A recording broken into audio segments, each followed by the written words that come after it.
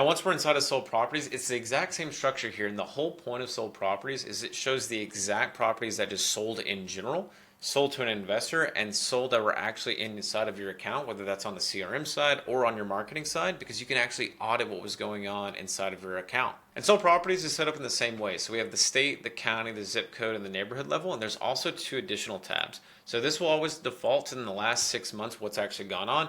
Always do this because you have a lot more data to actually work with, and you can actually validate a lot better whenever you have a nice trend versus just 1 month at a time. Also, we have our AI data. So we have 2 types of data plans. The first one that we have is our nationwide distress data, and the second is our AI data. The AI data is our flagship data product that predicts over 50% of all investor transactions in the entire US. And you can see here for Tennessee specifically, there are just over 70,000 transactions in general. About 6,800 of those were investors, and we predicted 4,068 of them, just slightly under 60%, which is where we get the name of we predict half of all investor transactions before they actually happen on this list. The second product all is broken up into distress lists in general. And just to show you guys how powerful this can really be, remember the neighborhood that we had, Colonial Village inside of Knoxville? We're going to look that up and see how we've performed historically just in that one pocket there.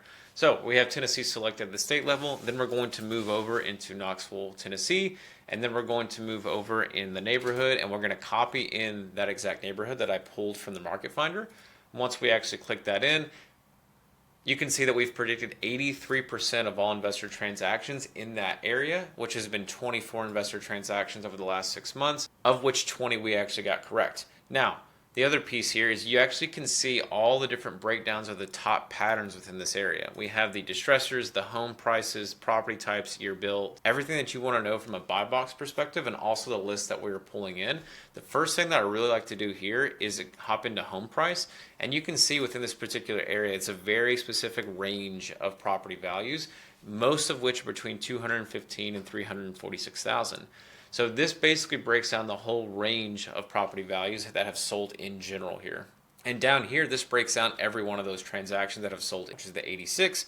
Whenever we hop over to investor, this is the 24 investor transactions that occurred here in this specific neighborhood. And these are the ones that actually happened that were inside of my records already that I have missed. That way I can go back and retroactively see, did we miss them? Did we market to them? What happened? Did it fall off in the sales process? And it really helps you get better and better over time. This section here represents all the distressors that were also attached to it, so we can see most of the time it will always be larger lists, which is absentee or free and clear, etc. Or there'll be cases where we have a senior homeowner, free and clear, and a tired landlord. And the main thing we really want to focus on here is the investor transactions in general.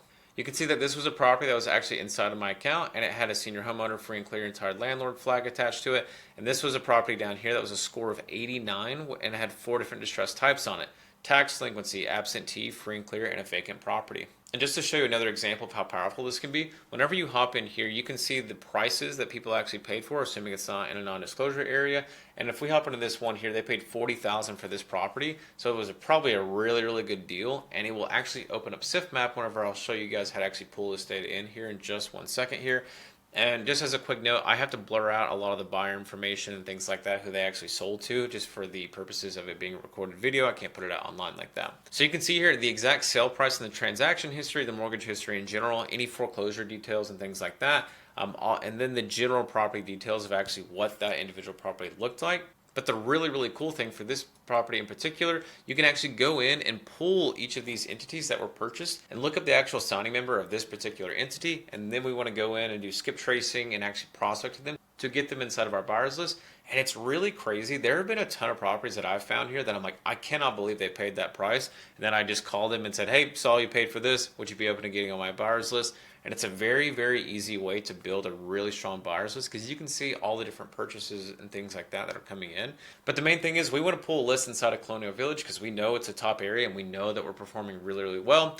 And we want to think about these things. I only want to pull things that are inside of the single family residence. So if I hop on down here and go down to property type, you can see that there's all these different asset classes. So if I click single family homes here, and then I'm going to add in another filter block of potentially estimated value. And the reason for estimated value here is it can really tie together that top patterns page that I was showing you guys a second ago. So let's do anywhere from 50,000 here to 450,000. And whenever we apply this filter here, it doesn't really change much, but there were some investor transactions that actually came down here. And now that we've actually validated that there are still a good amount of transactions that have actually occurred, and we predicted a lot of them, we're gonna go pull this exact area inside of SIFMap. Hey, real quick, if you're liking this kind of content and you're just trying to get more consistent deal flow, in the description below we have something called the 5-Day Deal Flow Challenge. It is 15 hours of live content that just goes over every single part of the business that you actually need to know to get more consistent deals. And it always happens at the beginning of every single month, and it's also recorded in case you join late. And it's where we go over every part of the entire real estate business. It's from market analysis to data to marketing to sales, KPIs, operations, scaling, and just everything that you need to know to get consistent deal flow. And that at this point, we've had hundreds of people go through it. And it's the best strategies that we've seen from our over 5,000 person community and also from our own business. And literally within a week after going through the challenge, we've had people close deals from the strategies that they actually learned on this challenge. And it's only $27. There's absolutely no pressure at all. And it's down below in the description.